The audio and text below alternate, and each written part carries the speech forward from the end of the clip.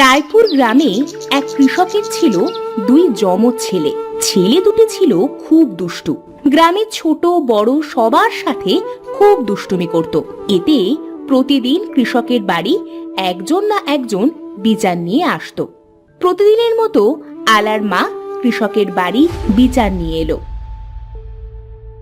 কি গো ভাই, তোমার ছেলেদের ভেতরে কোনো শিক্ষা দীক্ষা কিছু নেই নাকি?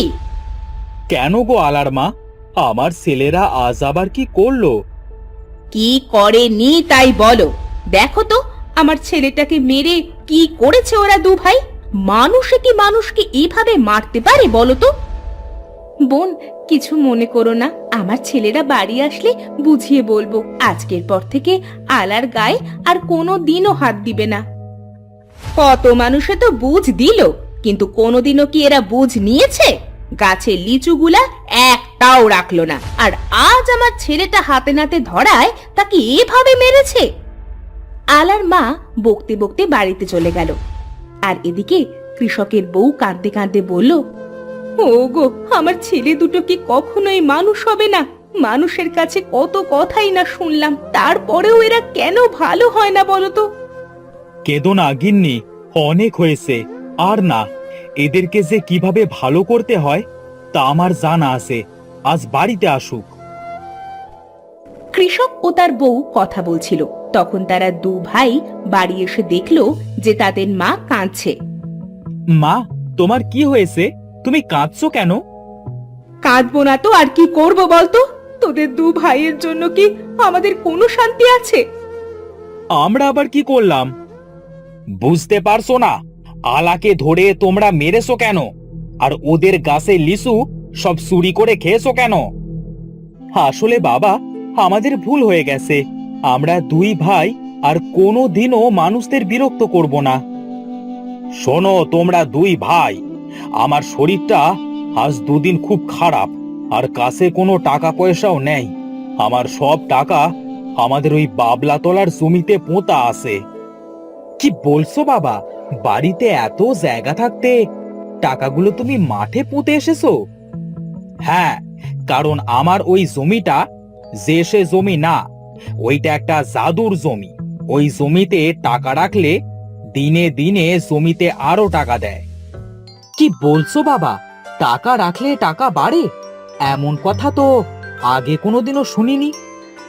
এতদিন আমি তোমাদের বলি নাই, কারণ তোমরা ছোট ছিলে। এখন বড় হয়েছো, আর তাছাড়া আমার মনে হলো কথাটা তোমাদের এখন বলা উচিত, তাই বলেছি।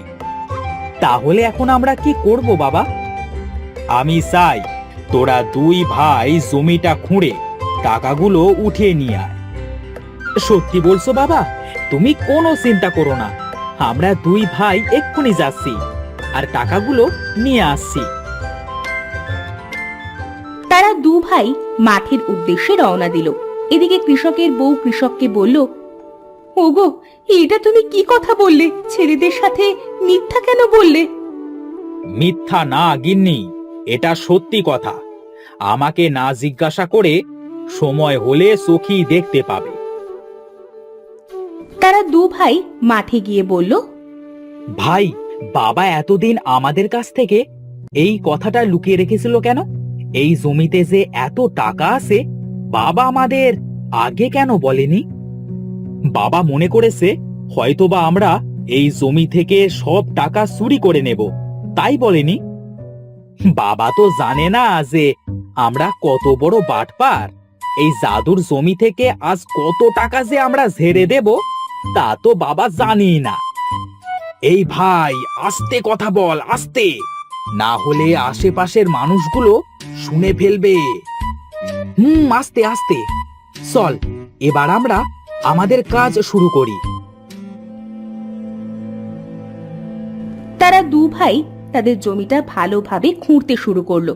সারা দিন ধরে জমিটা খুঁড়ে যখন কোনো টাকাই পেল না, তখন ক্লান্ত শরীরে বাড়ি ফিরে তার বাবাকে বলল,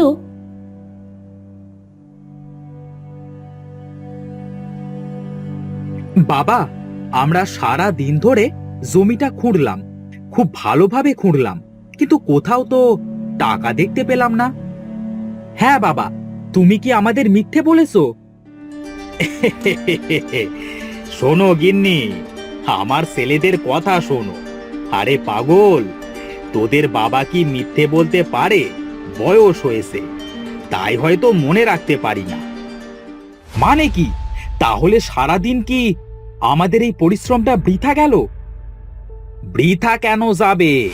টাকা তো ওই জমিতে নেই, আমাদের বাড়ির পাশে এই জমিটায় আছে।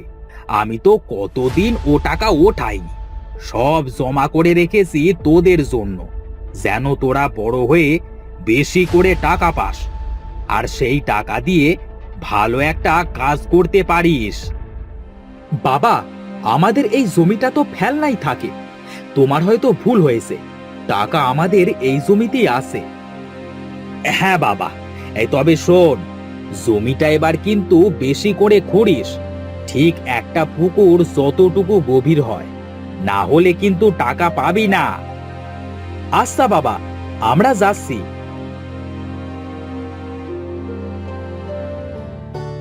তারা দু ভাই খুশি হয়ে বাড়ির পাশের জমিটা খুঁড়তে শুরু করলো। আশেপাশের মানুষ তো তাদের দেখে খুব অবাক হলো। কি রে ভাই, আজ তোরা দুই ভাই কি মনে করে কাজ করছিস? হ্যাঁ, আর কতদিন বসে খাবো ভাই?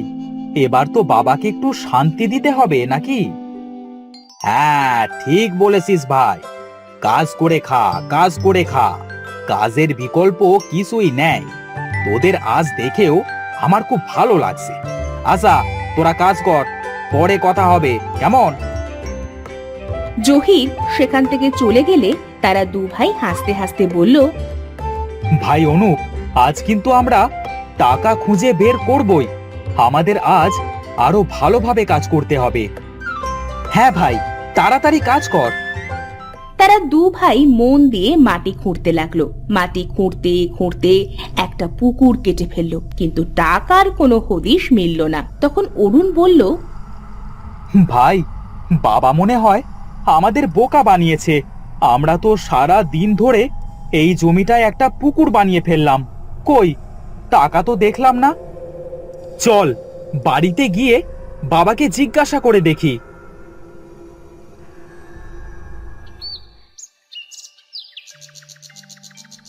তারা দু ভাই আজ মন খারাপ করে বাড়িতে গেল। তাদের দু ভাইয়ের মন খারাপ দেখে তাদের বাবা বলল, কি হলো তোমাদের দুই ভাইয়ের আজ মন খারাপ কেন?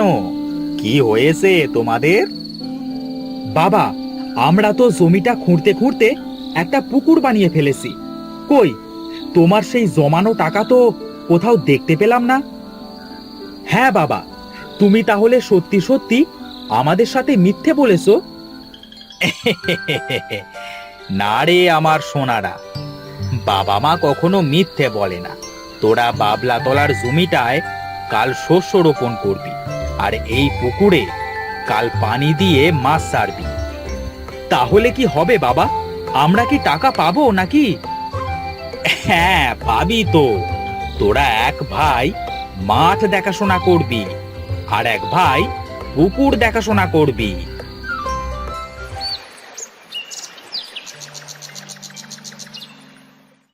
পরের দিন তারা দু ভাই দু কাজে নেমে পড়ল।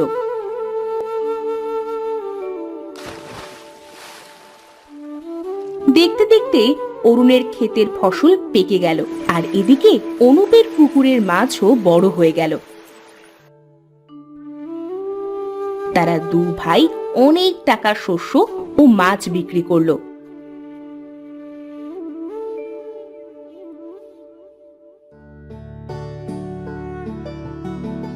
সেদিন তারা খুব খুশি হলো। তাদের খুশি দেখে কৃষক বলল, এবার তোরা কি তোদের সেই জাদুর জমির লুকোনো টাকাগুলো পেয়েছিস বাবা?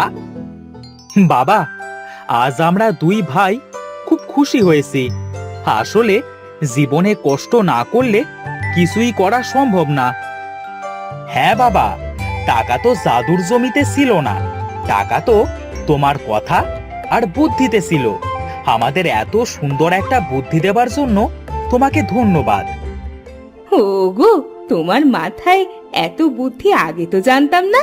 তোমার বুদ্ধি দিয়ে আমার ছেলে দুটোকে ভালো করলে আজ যে আমার খুব খুশি লাগছে গো। গিন্নি, সন্তান যদি খারাপ হয়ে যায় তবে তাকে বকাঝকা করে নয়, বুদ্ধি দিয়ে খারাপ পথ থেকে ফিরিয়ে আনতে হয়। আর আমি সেই কাজটাই করেছি। বাবা, তোমার দুই ছেলেকে নিয়ে আর চিন্তা করতে হবে না। এখন থেকে আমরা আর কারোর সাথে দুষ্টুমি করব না, সব সময় কাজ করব আর তোমার জাদুর জমি থেকে টাকা রোজগার করব।